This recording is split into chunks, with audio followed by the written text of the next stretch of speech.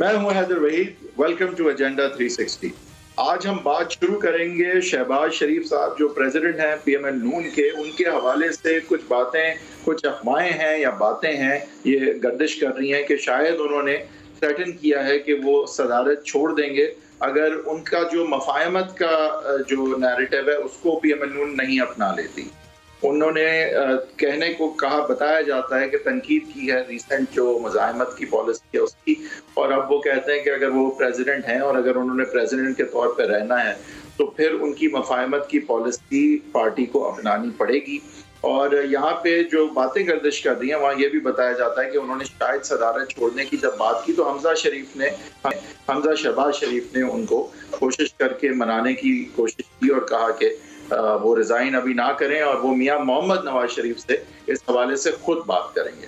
तो क्या सदाकत है इन बातों में, और फिर ये बातें अपनी जगह एंड नॉट विथस्टैंडिंग ये बातें एक्चुअली हुई नहीं हुई इसका तो अभी हमें पता चल जाएगा। लेकिन आगे की फिर पीएमएल नून की सियासत क्या है, मफाहमत है, मज़ाहमत है। मरियम नवाज जो है, जो कि रिसेंटली रेंज लेके उन्होंने पूरी तरह से जो है भरपूर तरह से कैंपेनिंग करके अपनी लीडरशिप का भी लोहा मनवाया और दिखाया किस तरह से लोगों को वो एनर्जाइज कर सकती हैं। लेकिन इन सारी चीज़ों के बाद, बहुत सारे वोट मिलने के बावजूद जब सीटें नहीं मिली तो फिर इन बातों ने भी गर्दिश करना शुरू किया कि आया कि यहाँ फिर कोई इंस्टीट्यूशनल धांधली का सवाल था या फिर जल्द से उस तरह अक्कासी नहीं करते इलेक्टोरल कामयाबी के हवाले से। हमें ज्वाइन कर रहे हैं मोहम्मद जुबैर साहब जो कि सिंध रह चुके हैं और फेडरल मिनिस्टर भी रह चुके हैं और पीएमएल नून के बहुत सीनियर लीडर होने के साथ साथ बहुत अहम ओहदे पे आजकल एक स्पोक्समैन है नवाज शरीफ साहब और मरियम नवाज दोनों के। बहुत शुक्रिया मोहम्मद जुबैर साहब, आपकी ऑब्वियसली एक बड़ी यूनिक पोजीशन है पार्टी में और पाकिस्तान की सियासत में। आप बेसिकली आवाज हैं नवाज की और मरियम नवाज की, तो आपकी आवाज से और आपकी आवाज में सुन लेते हैं सबसे पहले कि क्या ये बातें जो गर्दिश कर रही हैं शहबाज शरीफ साहब के हवाले से, इनमें कुछ सदाकत है या नहीं। एक तो पहले मैं ये, चूंकि आपने इतने जोर दे के इस पर कहा कि जी मैं स्पोक्स पर्सन हूँ मरियम नवाज और नवाज शरीफ का, तो वो कुछ ऐसे भी एक आध शो में ऐसे महसूस हुआ जैसे कि मैं मरियम नवाज और नवाज शरीफ के साथ खड़ा हुआ हूँ। इसका मतलब ये है कि मैं शहबाज शरीफ की पॉलिसीज़ का मुखालिफ हूँ। ऐसी बिल्कुल भी बात नहीं है। I just represent Nawaz Sharif साहब as a spokesperson and Maryam Nawaz साहिबा। लेकिन I am a lawyer and being a lawyer मैं समझ सकता हूँ किसी को रिप्रेजेंट करने का ये मतलब नहीं है कि आप मुखालिफ हैं किसी और सोच के या किसी और लीडर के with in the party, so I can perfectly understand that, but certainly आप रिप्रेजेंट करते हैं और जो आवाज है नवाज शरीफ और मरियम नवाज उसको लोगों तक पहुंचाते हैं।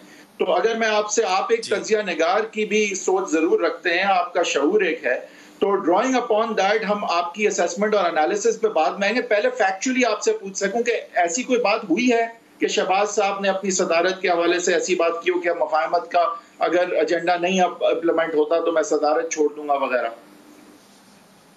कल ही मैंने एक कैटेगोरिकल स्टेटमेंट पहले शायद खान अब्बासी साहब ने भी दिया था और फिर मैंने भी दिया था कि ऐसा कुछ भी नहीं है इन टर्म्स ऑफ ये जो र्यूमर्स हैं कि जी शहबाज शरीफ साहब ने रिज़ाइन करने की धमकी दी है या ऐसा कोई इरादा है उनका। वो प्रेसिडेंट हैं, जाहिर सी बात है as president of the party उनके पास बहुत सी पावर्स हैं। He is the most powerful person in the party in fact. लेकिन जुबैर साहब अगर उनके पास पावर है तो फिर इस चीज को डिनाई करने की भी पावर तो की लीडरशिप भी तो खुद में उनमें होनी चाहिए ना कि वो खुद ही आके डिनाई कर देते इस बात को। यानी मरियम नवाज के ओपिनियन है, ये बात मुझे समझा दें जुबैर साहब कि मरियम नवाज के स्पोक्समैन भी ज्यादा काम करें शहबाज शरीफ साहब से, वो मॉडल टाउन में ही बैठे।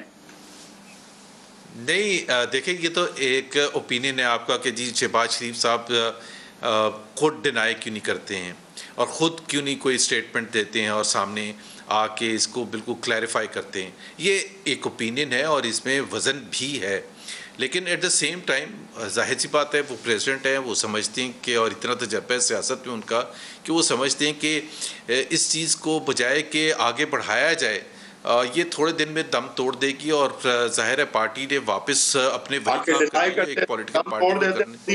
दम तोड़ देते। बहरहाल चले, उन्होंने चूज किया कि ना किया कि डिनाई किया, पता नहीं अच्छी लीडरशिप है नहीं है अपनी जगह। लेकिन आगे की अब बात करते हैं मोहम्मद जुबैर साहब कि अब पीएमएल नून ने रिसेंटली सेटबैक सफर किए, चाहे दानली से के जैसे भी किया, अभी let's not get into that, but setbacks हैं, रिजल्ट में सेटबैक्स हैं। बावजूद इसके कि मरियम नवाज की मेरे ख्याल से once in a lifetime campaign थी कश्मीर में, ऐसी चीजें कभी, ऐसे सीन्स नहीं कभी देखे गए, ऐसी एनर्जी कभी नहीं देखी गई, ऐसी फॉलोइंग कभी नहीं देखी गई। लेकिन बावजूद इसके वोट बहुत लिए, सीटें कम मिली, जो भी है। फॉर द फर्स्ट टाइम जब से ऑपोजिशन में पीएमएल नून जो है वो आई है, इलेक्टोरली अंडर प्रेशर नजर आ रही है। वो तो अलग बात है कि नैब केसेस और वो सारी चीजों से जो भी हुआ था वो तो अब नजर आ रहा है कि वो हवा उसकी थोड़ी निकलती नजर आ रही, क्रेडिबिलिटी खत्म होती नजर आ रही है। लेकिन electorally now PMLN is under pressure, the narrative is under pressure. Where do you go from here? देखिए, ये मेरा ख्याल है परसेप्शन की बात है और पीटीआई इसी परसेप्शन को बिल्टअप करने की कोशिश कर रही है कि ये जो इलेक्टोरल डिफीट है आज़ाद कश्मीर में और सियालकोट में, this is in some form representing a new trend. हम इसको थोड़ा सा डिफरेंटली देखते हैं। ये नहीं मैं कह रहा कि हमें इसकी जो शिकस्त है इस पर अपने इंटरनल अपनी रीथिंकिंग करने की ज़रूरत नहीं है या हम नहीं कर रहे, लेकिन हम उसको जिस तरह से पहले देखते हैं उस तनाज़ुर में देखते हैं कि एज एन अपोजिशन पार्टी, एक तो आज़ाद कश्मीर में कभी भी कोई अपोजिशन पार्टी इलेक्शंस नहीं जीती है। और फिर उसके बावजूद हमने जितने वोट लिए किसी अपोजिशन जमात ने नहीं लिए, बावजूद इसके कि जो मुश्किलात हमें रही हैं वो ना ही पीपल्स पार्टी को थी 2016 में जब वो लड़ रही थी, और ना ही उससे पहले 2011 में पाकिस्तान मुस्लिम लीग नवाज को थी जब वो। तो क्या मुश्किलात थी? हुकूमत भी आपकी थी, मुश्किलात क्या थी? फिर हुकूमत भी आपकी थी, इंतजामिया आपकी थी। सिर्फ नहीं, मुश्किलात तो देखे ना, मुश्किलात तो शुरू हुई थी 2017 से, जब से डिस्क्वालिफिकेशन हुई, फिर जेल टर्म्स हुई, रेफरेंसेस बने, फिर एक के बाद दूसरा लीडर अंदर बंद हुआ, केसेस बन रहे हैं। तो वो तो ठीक है, कश्मीर की संभलना बिल्कुल सही है वो बात आपकी, विक्टिमाइज हुए हैं। कश्मीर में स्पिल ओवर तो होता है ना, उसका इम्पैक्ट तो होता है ना कि आप अभी शहबाज शरीफ साहब आज से 2-2.5 महीने तक अंदर बंद थे, तो एक मुश्किल हालात रहे हैं। उस शहबाज शरीफ साहब जब तक अंदर बंद थे, शहबाज शरीफ साहब की कुछ लक ऐसी चल रही थी पार्टी के लिए कि जब तक वो जेल में थे तो इलेक्शन आप जीत रहे थे। तो इससे क्या समझे हम? क्या वो गलत जगह है इसको?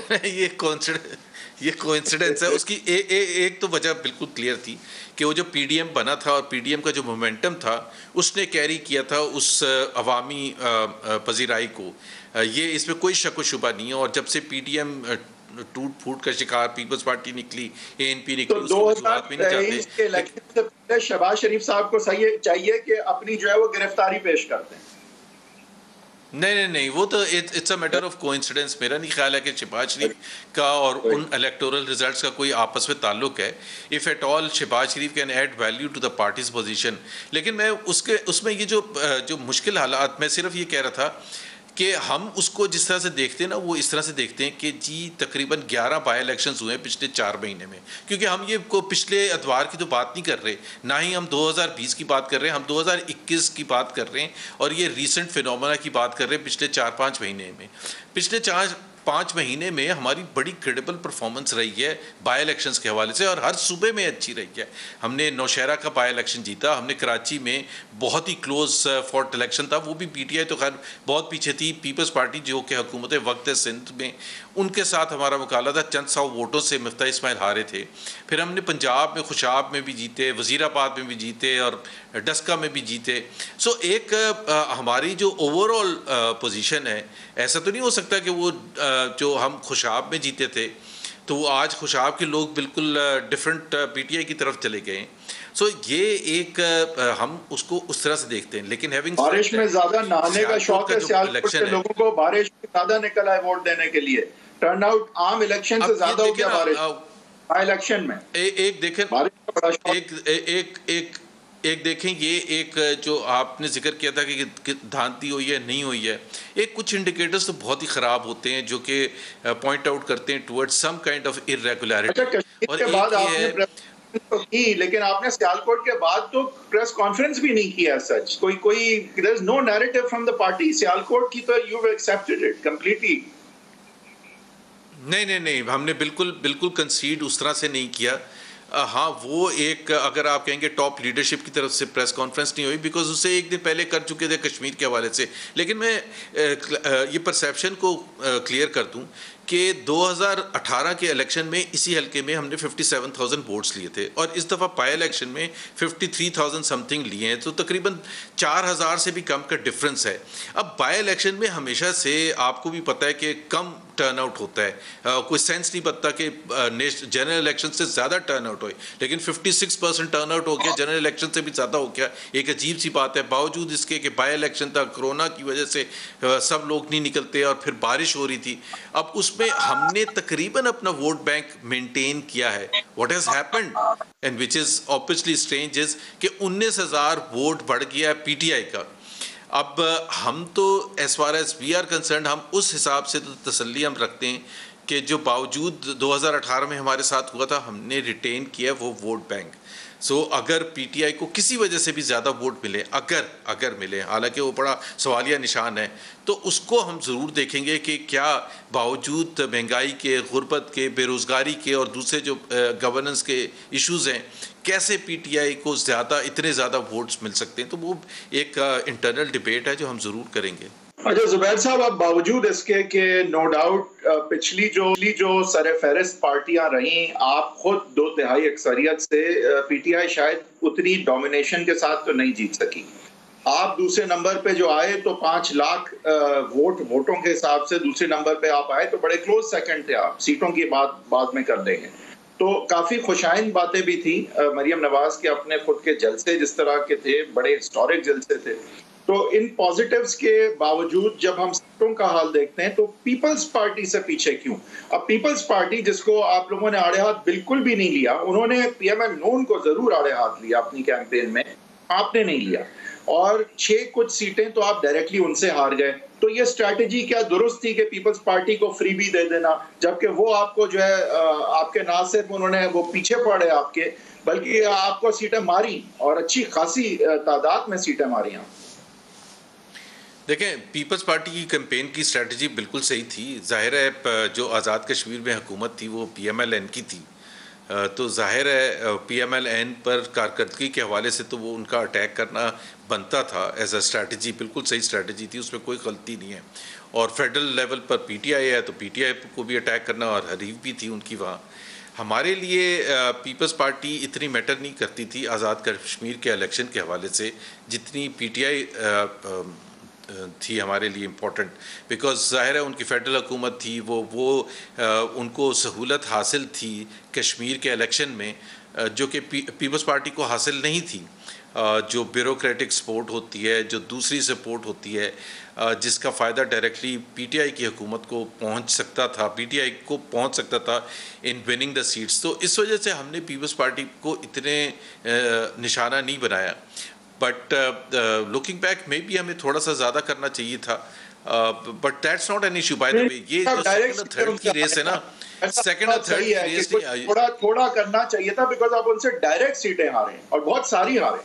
हाँ, लेकिन हैदर, मैं आपको एक चीज़ बताऊँ ना कि आजकल ओलंपिक्स भी हो रही है, तो असल चीज़ होती है गोल्ड मेडल जीतना। सेकंड और थर्ड की जो रेस है ना, that's not important for a political party like PMLN, जो सबसे बड़ी पॉलिटिकल पार्टी है हमारी नज़र पे पाकिस्तान। बट वो सीट पे आप नंबर 1 ही आना चाहिए। हम इस रेस में नहीं पढ़ना चाहते कि नंबर 2 आ जाएं और बड़े खुश हो जाएंगे। नहीं, नंबर 2 नहीं की बात है, बात ये कि उन सीटों पे आप नंबर 1 ही आते फिर। ठीक है, वो सही है, लेकिन मैं ये भी जिक्र कर दूं कि पीपल्स पार्टी ने एक री एमर्ज किया रादर कश्मीर के इलेक्शन के हवाले से। उन्होंने बड़ी ज़बरदस्त कैंपेन रन की है, तो मेरा ख्याल है एतराफ़ भी करना चाहिए जो पॉजिटिव चीज़ें होती हैं। अच्छा, तो ये पीपल्स पार्टी की जो बहुत अच्छी कैंपेन आप बता रहे हैं कश्मीर में, तो इसमें क्या आसिफा भुट्टो जरदारी को फिर क्रेडिट ज़्यादा मिलना चाहिए, क्योंकि बिलावल साहब तो थे नहीं?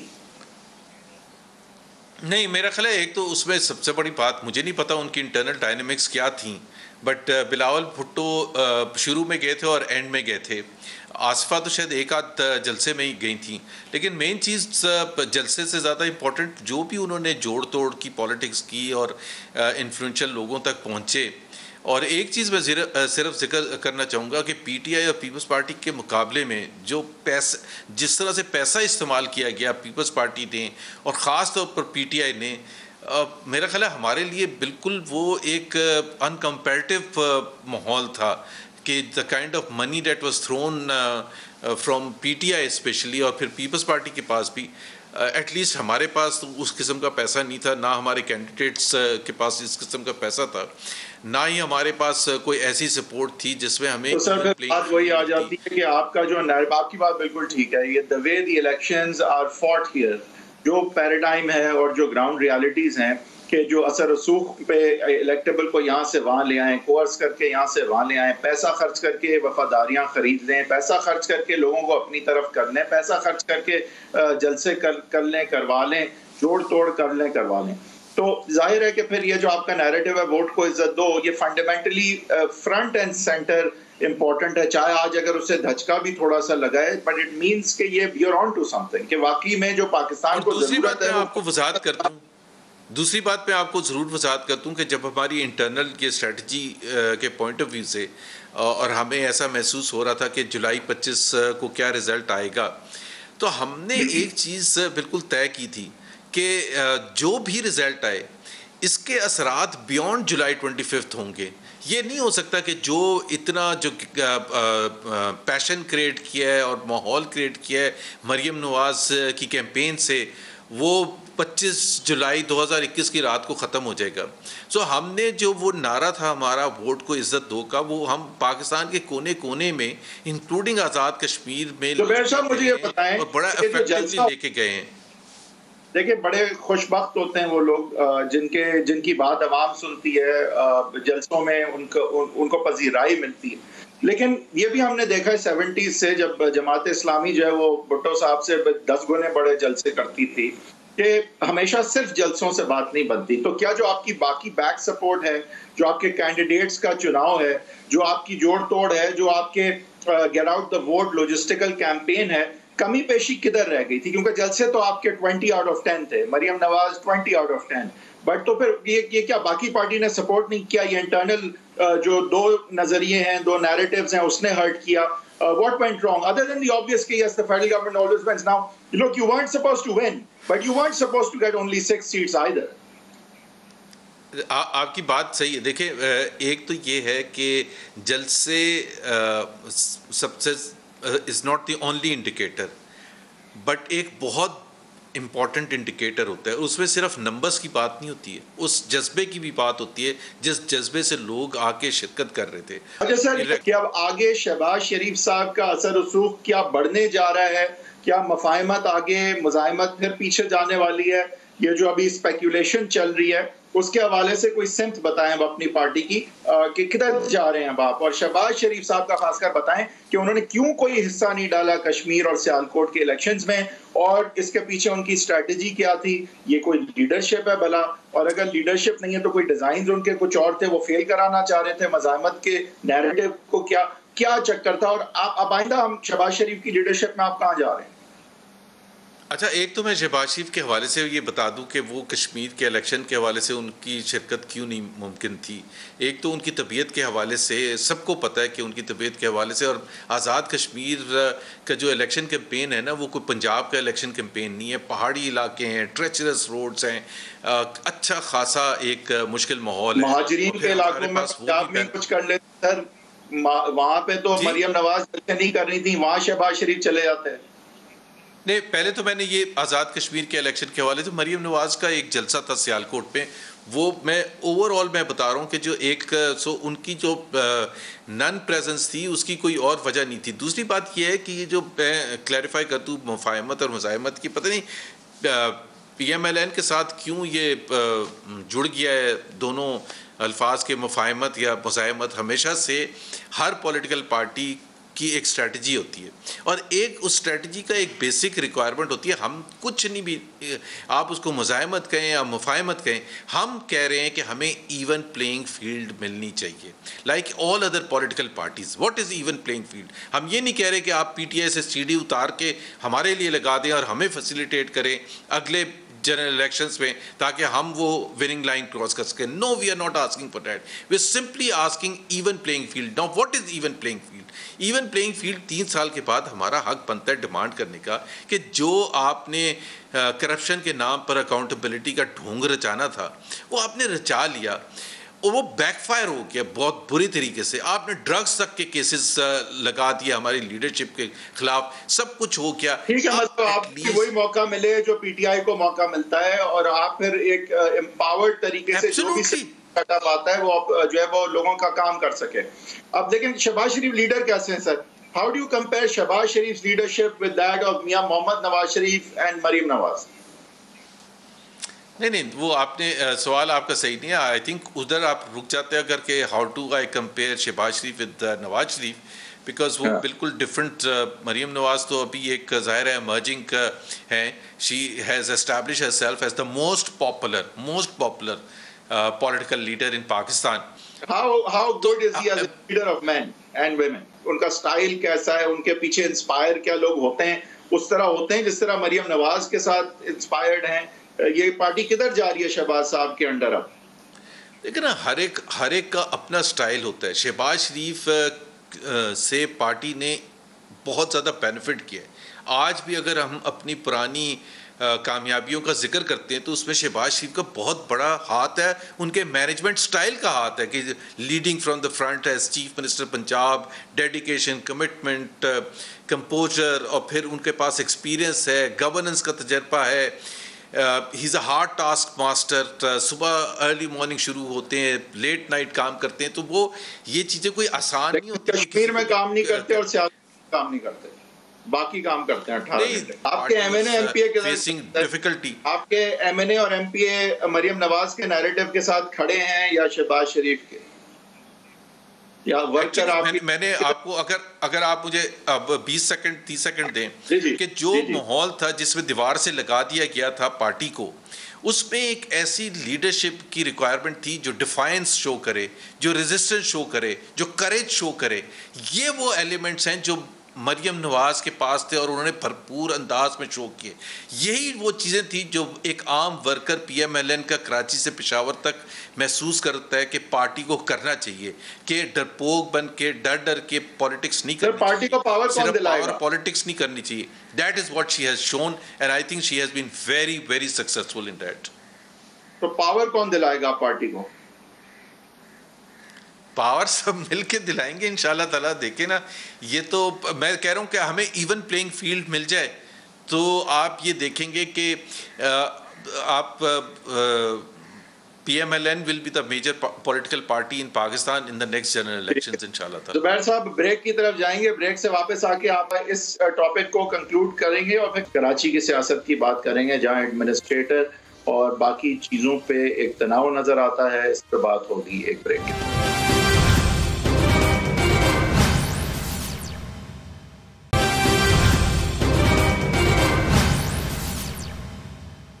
Welcome back from the break. हम बात करेंगे कुछ कराची की सियासत के हवाले से। सेनेटर फैसल सब्जवारी साहब हमें ज्वाइन कर चुके हैं। बहुत सीनियर और बहुत तजर्बेकार MQM के लीडर हैं और हर सतह पे MQM की और कराची की रिप्रेजेंटेशन कर चुके हैं। अब अपर हाउस में हैं, सेनेट में हैं, कराची की सियासत को बखूबी समझते हैं, हमें ज्वाइन कर चुके हैं। और फॉर्मर गवर्नर सिंध मोहम्मद जुबैर साहब PML नून के हमारे साथ कंटिन्यू कर रहे हैं। Faisal Sadwari Sahab, a very warm welcome to you on the show and congratulations on attaining this high honor of being in the upper house. ये जरा बताएं सर कि कराची की आज की अगर हम डायनामिक देखते हैं, कराची कई दहाइयों तक जमात इस्लामी, फिर उससे ज़्यादा MQM के साथ और पिछले इलेक्शन में PTI की तरफ, और अब नज़र नहीं आ रहा कि वो किसी भी एक तरफ है जैसे। लेकिन Peoples Party is now making a beeline for Karachi for the first time नजर आता है, एटलीस्ट इन माय मेमोरी। और एडमिनिस्ट्रेटर मुर्तज़ा वहाब की बातें अब हो रही हैं और कहा जाता है कि पहली दफ़ा पीपल्स पार्टी अब कराची की इलेक्टोरल पॉलिटिक्स में जो है वो एंट्री मारना चाहती है इन अ वेरी सिग्निफिकेंट वे।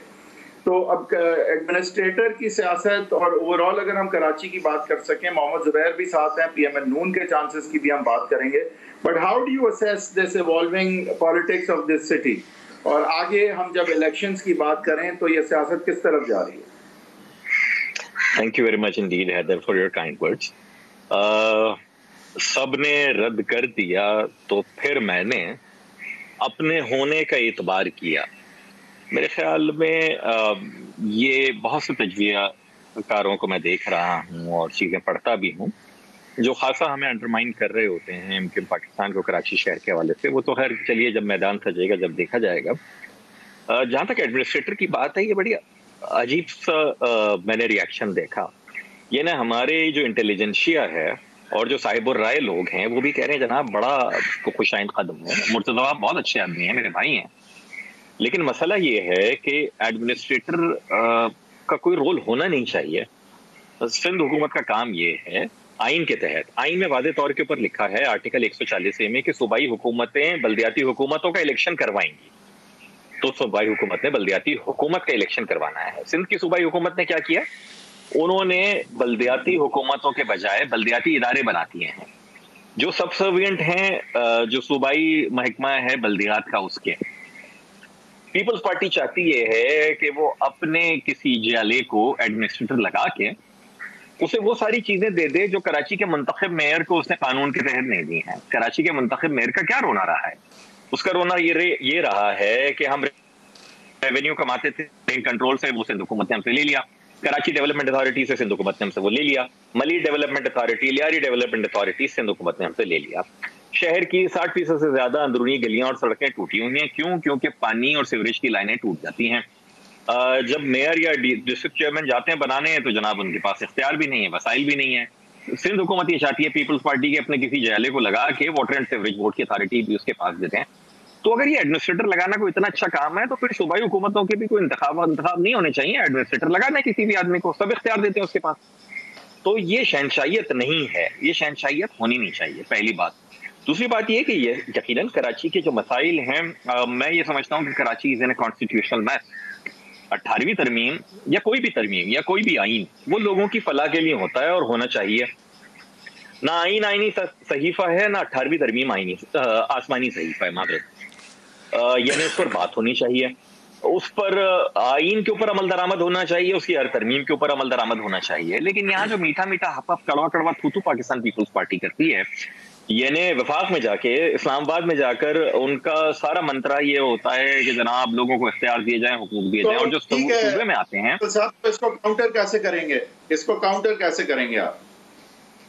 मेरे ख्याल में देखिए, कराची शहर के साथ पीपल्स पार्टी सिर्फ तरक्याती वसाइल से महरूम करके सिंध के शहरी इलाकों को जुल्म नहीं कर रही है।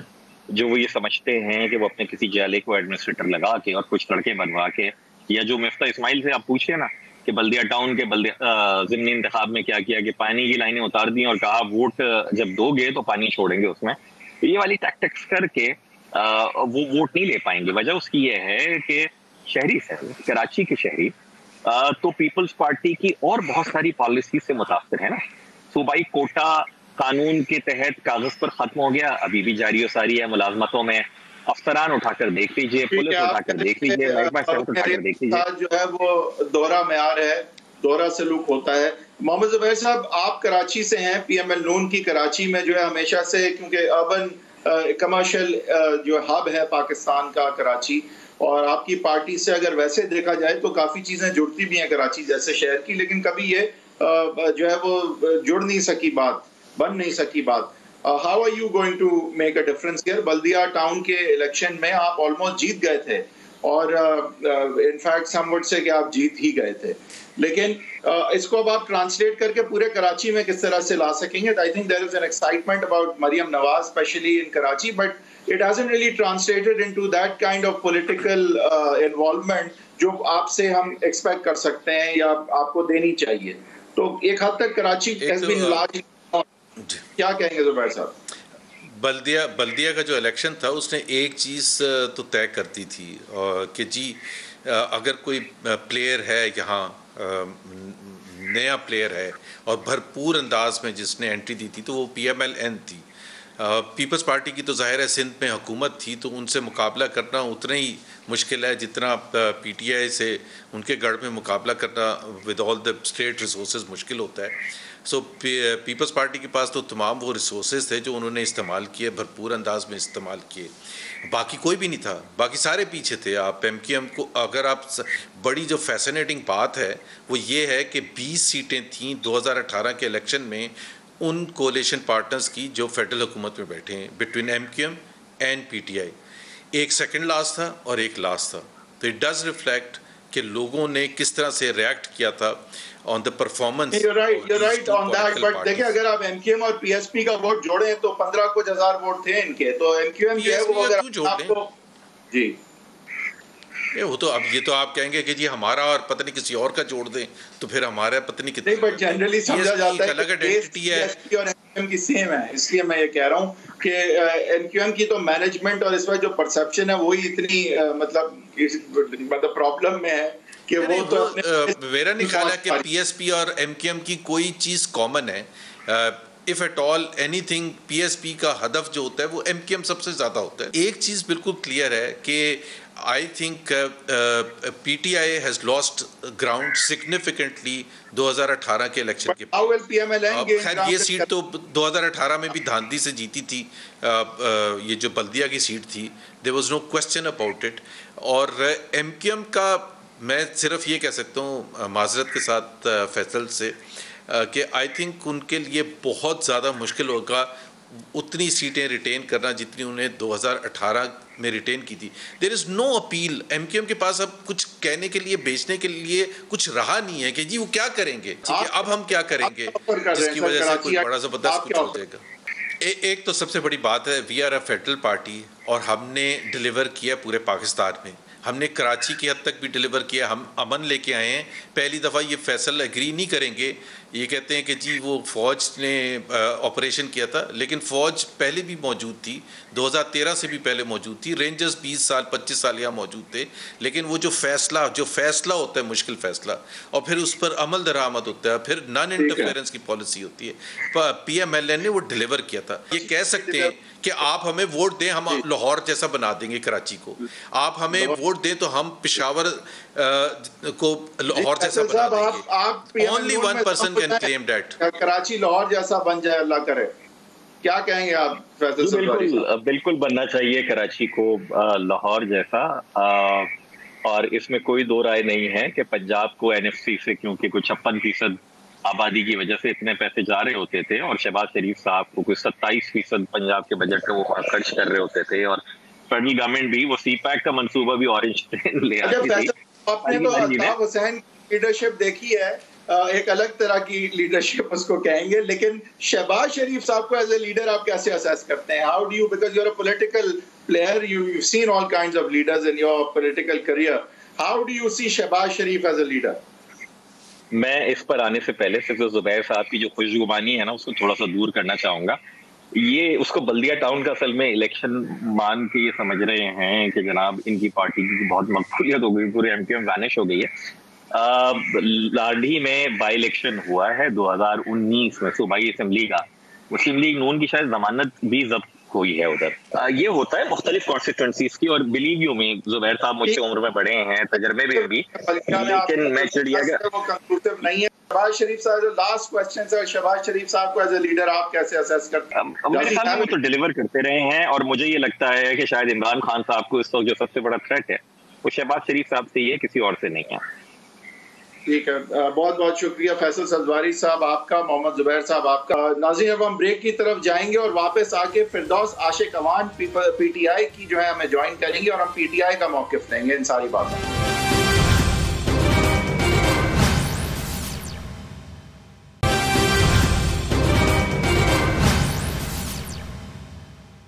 Welcome back from the break. Firdous Ashiq Awan साहिबा अब हमें ज्वाइन कर रही हैं, उनसे अब हम पूछेंगे कि ये PTI जो सारे बाई इलेक्शन हार रही थी और कश्मीर में भी जलसे जो है वो मरियम नवाज के बड़े थे, बाकियों के कम थे, लेकिन लेकिन कश्मीर आप जीती और फिर सियालकोट भी जो है वो अब आप जीती। और बताया जाता है कि आपने अपने ओहदे से इस्तीफा दे दिया था कि आप कॉन्सेंट्रेट कर सकें सियालकोट की कामयाबी पे। तो क्या सियालकोट जो है वो ये सोचा जा सकता है कि सिर्फ आपकी वजह से पीटीआई जीती है? बिस्मिल्लाहिर्रहमानिर्रहीम। सबसे पहले तो आपका शुक्रिया कि आपने इस इम्पोर्टेंट टॉपिक पे मुझे मौका दिया बात करने का। देखिए, कभी भी कोई इंडिविजुअल सोलो फ्लाइट से ना इलेक्शन जीतता है और ना जीत सकता है। हमेशा उसमें टीम वर्क काम करती है, लेकिन उस इंडिविजुअल की स्ट्रेटजी जो होती है वो टीम इम्प्लीमेंट कर रही होती है। और जो स्ट्रेटजी बनाने वाला था, जो इस पूरे इलेक्शन के अंदर स्टेक होल्डर था, वो ज़ाहिर है जिसका हल्का था वो मेरी ज़ात थी। और वहाँ से मैंने 2018 का इलेक्शन लड़ा और अनफॉर्चुनेटली एक नया हल्का था। 117 देहात जो थे, 15 दिन पहले उस इलेक्शन में नून लीग ने मेरे इस हल्के में शामिल करवा दिए थे, जो मेरे लिए अजनबी लोग थे, नए लोग थे। लेकिन चूँकि मेरे साबका हल्के की जो रेपुटेशन थी, काम करने का जो जुनून था, जो लोगों को रिलीफ देने की जदोजहद थी, वो दास्तानें उन तक पहुंची हुई थी। इसलिए उन लोगों ने मेरे नाम को तो बारिश के बावजूद आपका वोट बढ़ गया, वोट दिया। उतना ही रहा, आपका वोट बढ़ गया बारिश में, बाई इलेक्शन में बढ़ गया, बारिशों में बढ़ गया। ये तो बड़ी बात है। उसमें दो रीज़न है। एक रीज़न ये थी कि जो मेरे मुखालिफ इंडिपेंडेंट कैंडिडेट इलेक्शन लड़ा, जिन्होंने जनरल इलेक्शन में उन्होंने पाकिस्तान तहरीक इंसाफ की हमायत का ऐलान किया, वो ताहिर महमूद हुंदली थे और उन्होंने 2018 के इलेक्शन में 14,000 वोट लिए थे। तो ये भी एक बहुत अहम फैक्टर था, क्योंकि आपको पता है कि जब आप यूनाइटेड होकर खेलते हैं और सिलेक्शन ऑफ कैंडिडेट ठीक हो, क्योंकि आसन सलीम बरियार जिनको इस सीट के लिए चुना, उससे पहले उनके चचा कैसर सलीम बरियार, यानी मेरा फोकस जो था वो बरियार फैमिली पे था। और बरियार फैमिली क्यों मैं वहाँ लाना चाहती थी कि वही फैमिली 40 साल से, ऐसा नहीं है कि कोई रिश्तेदारियाँ काम आई हैं ब्यूरोक्रेसी में। देखिए, रिश्तेदारी नहीं, रिश्तेदारी तो बाद में उनकी बनी ना। बेसिकली ये सारा रूरल एरिया है, देहात है जहाँ पे ये इलेक्शन हो रहा था। 180 देहात थे, 165 पोलिंग स्टेशन थे। तो वहाँ पे जो पीटीआई या नून लीग जो थी, उससे हट के जो अहम फैक्टर एक था, वो ख़ानदानों का और फैमिलीज़ का आपस में मैच था। और जो बरादरियाँ थी, धड़ेबंदियाँ थी, और एक मखसूस माइंड सेट था कि देहात के अंदर जो है एक धड़ा अगर एक जमात के साथ जा रहा है तो दूसरा उसकी मुखालफत में जा रहा है। तो हमारी नंबर 1 स्ट्रेटजी जो मेरी थी, पहली थी कि सिलेक्शन ऑफ कैंडिडेट ठीक हो। अल्हम्दुलिल्लाह वो बरियार फैमिली ने साबित किया। आपका वोट इतना बढ़ कैसे गया? मुझे ये बताएं कि वहाँ पे मरियम नवाज ने एक बड़ा भरपूर जलसा किया था, आप लोगों की वो सरगर्मियां नहीं थी, लेकिन वो जलसे से उनको जो वोट मिले थे मिले, आपको उससे ज्यादा मिल गया बारिश में। वो जलसा नाकाम तरीन जलसा था, क्योंकि वो सारा यलगार जो है लाहौर से लेके मरीद के कामों के गुजरांवाला डस्का से होती हुई मांगे तांगे के लोगों के साथ वहाँ वो पहुँची थी। जो लोकल लोग थे उनकी तादाद बहुत कम थी, क्योंकि 25 का इलेक्शन हारने के बाद जो आपका 28 का मरियम नवाज इतने बड़े जलसे कैसे कर पाती हैं और उसका नतीजा जो है वो फिर क्यों नहीं निकलता? यहाँ पे कोई धुंध है, कोई बारिश है, क्या है? देखिए, वो ये बड़ी अहम वजह ये है कि वो मांगे तांगे से लोग होते हैं। जो किसी एक जगह जलसा हो रहा होता है तो उसके सारे कैचमेंट एरिया से उन लोगों को कंपल्सरी जो है हदायत होती हैं कि उन्होंने हर हाल में उस जलसे में भी जाना है। तो जब आप पे रोल पे दिहाड़ीदार लोग इकट्ठे करके जलसों में लाते हैं तो वो आपके वोटर नहीं होते। मैडम, वो उनके पास तो वो कोर्सिव मेजर्स नहीं है ना लोगों को मजबूर करने के कि वो आए। वो तो हुकूमती हथकंडे भी उनके पास नहीं है, तो उनके जलसों में ये मांगे तांगे के किस तरह आ जाते हैं लोग? और इतने सारे मांगे से आ जाते हैं। वो कायदे आज़म से मोहब्बत करने वाले आते हैं और जहाँ वो वोट नहीं होता वहाँ फिर नोट लाती हैं, वो नोट का इस्तेमाल होता है। और नोट की ज़रूरत आपको पता है कि इन हालात में हर मजदूर मेहनत का दिहाड़ीदार और कोरोना के सताए हुए को रहती है।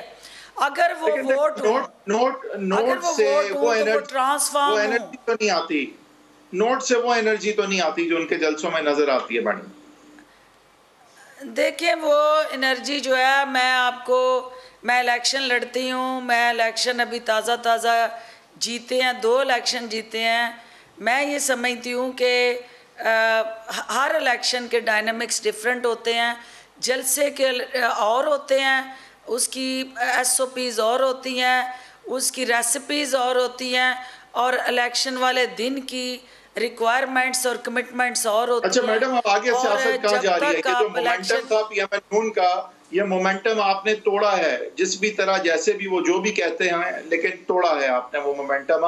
अब सियासत को कहाँ आप ले जा रहे हैं? यहाँ से यहाँ ये क्या एडवांटेज आप इसका ले सकती हैं? पहली तो क्लैरिटी ये ले लें कि यहाँ पाकिस्तान तहरीक इंसाफ जीती है, वज़ीर आज़म इमरान खान का नज़रिया जीता है, आसन सलीम बरियार जीता है, और डॉक्टर फिरदौस आशिक अवान की जदोजहद जीती है, और हमारे कारकुनान की अनथक मेहनत जीती है।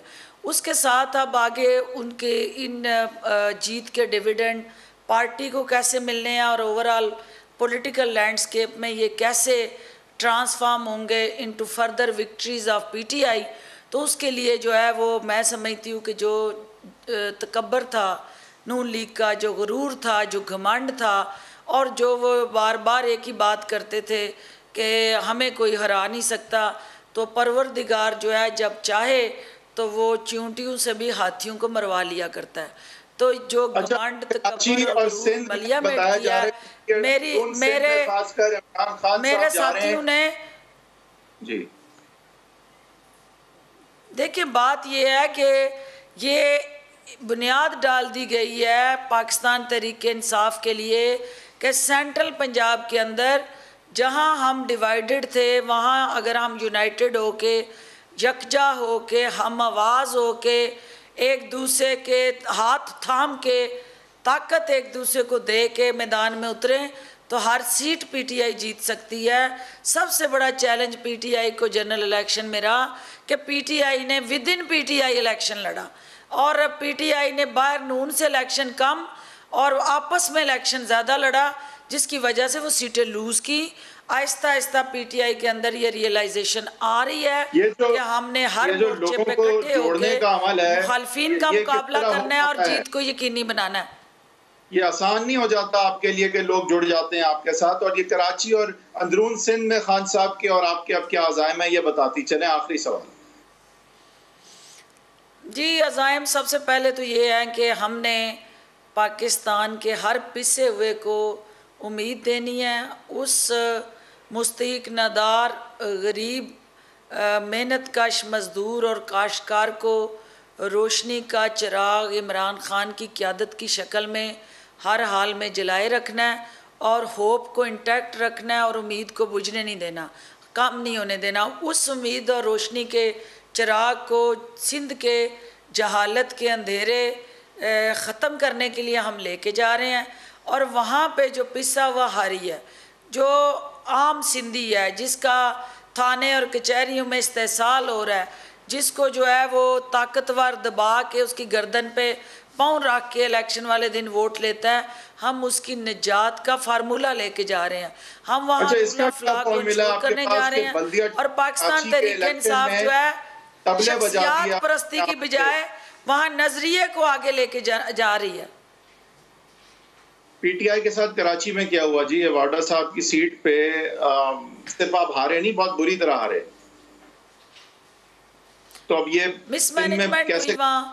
वहाँ टीम वर्क नज़र नहीं आया, वहाँ एक दूसरे को नीचा दिखाने की हिकमत अमली PTI को ले डूबी। वहाँ जो है पार्टी का वोट मांगने की बजाय अपनी अपनी चुदराहट का वोट मांगा जाता रहा, और डिवाइडेड होके वो इलेक्शन लड़ा, और अल्टीमेटली वही ना इत्तेफाकी जो है वो PTI को इमरान खान साहब देने का बायस बनी। इमरान खान साहब ज्यादा कंसर्न शहबाज शरीफ से हैं या मरियम नवाज से? दोनों पे नहीं है। उनका इस वक्त सबसे ज़्यादा कंसर्न महंगाई पे है, बेरोज़गारी पे है और मईशत की बहाली पे है। ये चले हुए कारतूस जो हैं ना 3 में है ना 13 में है, जिनको अवाम मुस्तरद कर दे वज़ीर आज़म के लिए वो कोई अहमियत नहीं रखते। हमारा फोकस इस वक्त जो है वो सिर्फ़ और सिर्फ अपने अवाम को रिलीफ देना, उनके दुखों का मदावा करना, उनके लिए आसानियाँ पैदा करना और इंशाल्लाह हमारा सबसे बड़ा मुखालिफ महंगाई है, हम उसकी कमर तोड़ने के लिए जदोजहद कर रहे हैं। अभी भी नवाज शरीफ से काफी वक्त लगाते हैं खान साहब तकरीरों में। वैसे देखिए, नवाज शरीफ किस्सा माजी है और मरियम नवाज जो है वो वैसे ठीक है। बहुत बहुत शुक्रिया फिरदौस आशिक अमान साहिबा, आप हमारे साथ मौजूद थी। आपसे पहले मोहम्मद जुबैर और फैसल सरदारी हमारे साथ थे। नाज़रीन, आपके देखने का शुक्रिया और इंशाअल्लाह अगले हफ्ते जुम्मे की शाम 7:05 पे फिर मिलेंगे।